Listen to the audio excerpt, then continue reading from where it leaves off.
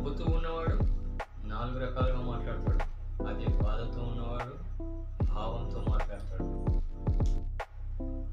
ప్రేమతో ఉన్నవాడు చనువుగా మాట్లాడతాడు.